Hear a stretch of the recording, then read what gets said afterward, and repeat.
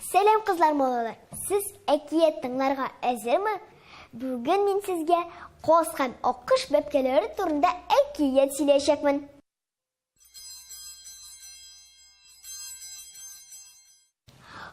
Кырые күренмәгән бер бик зур болынның уртасында бер зур күл булган икән ди. Тирәләре аның яшел кыяклар, камышлар белән капланган икән. Бу күл буена кеше аягы басмаган, бу тирәләрдә аучыларның мылтыклары да шартламаган. Менә шул күлдә инде Аккош белән Каз яши икән. Алар монда балык ашаганнар, су эчкәннәр, йомырка салганнар, бала чыгарганнар. Менә көннәрдән бер көнне шушы ике күрше балалары турында сөйләшеп тора икән. Каз әйткән: "Минем улым ашны аз ашый, суны гына күп эчә" дигән. Аккош булай дигән: "Минем балам күп ашый, зур үсә" дигән. Каз үзенең бәбкәсен төрлечә сылап караган. Тәмле балыклар, яшел бакалар, татлы кыскычлар тотып китергән. Ләкин баласы зур булса да, кулына кашык тотып ашамаган. Әнисе ашатуын көтеп утырган. Ашау аңа бик зур эш булган. Ашарга эчәргә тотынгач, ул тамам йөдә беткән.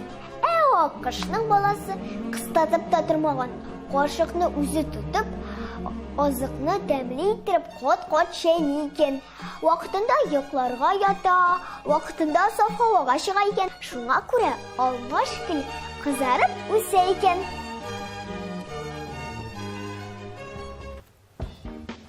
Көннәрдән бер көнне Казның һәм Аккошның уллары әниләре янына килгәннәр дә: "Әниләр, безгә велосипед алыйкчы" дип үтенгәннәр. "Ярар, барсак барыйк, алсак алыйк" дигәннәр. Һәм улларын иярткәннәр дә велосипед сата торган кибеткә киткәннәр. "Иптәшләр, безнең улларыбызга велосипед бирегезче" дигәннәр. Сатучылар шунда ук: "Рәхим итегез" дигәннәр. Һәм 2-3 яңа ялтырап торган велосипед китереп биргәннәр. Һәм Аккошның улына әйткәннәр: "Киләгәнеңне сайла бала кылын" дигәннәр. Аккош бәбкәсе велосипедка менеп атланган да китеп тә барган.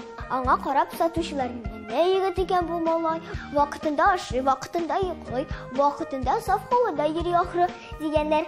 Аккош үз баласына шатланып карап тора икән. Малай, велосипедта җиддерә генә икән. Каз бәбкәсенә дә чират җиткән. Ул Аккош бәбкәсе белән бер яшьтә булса да, аңа караганда бик ябык һәм буйга да бик кечкенә булган. Аңа да велосипед биргәннәр. Йөреп кара әле" дигәннәр. Каз бәбкәсе бер атланып караган, булдыра алмаган. Икенче атланырга уйлаган, егыла язган. Өченче тапкыр атланырга теләгән икән, егылып ук киткән. Кибеттәге сатучы абыйлар Каз бәбкәсенә әйткәннәр: "Син акыллым, вакытында йокламыйсың икән, вакытында ашамыйсың икән, саф һавада чыкмыйсың икән" дигәннәр. "Шуңа күрә син бәләкәйрәк тә, ябыграк та, велосипедка аягың да җитми. Хәзер өеңә кайтып тор, зур үскәч килерсең" дигәннәр. Һәм велосипедны да алып куйганнар. Каз бәбкәсе бик күңелсезләнеп кайтып киткән. Аккош бәбкәсе велосипедта бара икән. Хәзер инде Каз бәбкәсе велосипедка аягым җитсен дип вакытында йоклый, ашый, сафада да йөри икән. Менә шулай, дусларым. Сезнең арада Аккош бәбкәсе күбрәкме яки Казмы? Дөресен генә әйткәндә, Каз бәбкәсе шикелле өйдә утырырга барыбыз да яратабыз. Планшет, компьютер каршысында бигрәк тә. Шулай бит, дуслар? Беләсезме, дуслар? Мин бүген планшетында уйнамыйм әле. Хәзер әти-әниемне, энемне чакырам да урамга чыгабыз. Сез дә бездән калышмагыз. Урамга чыгыгыз, дуслар. Бүгенгә сау булыгыз.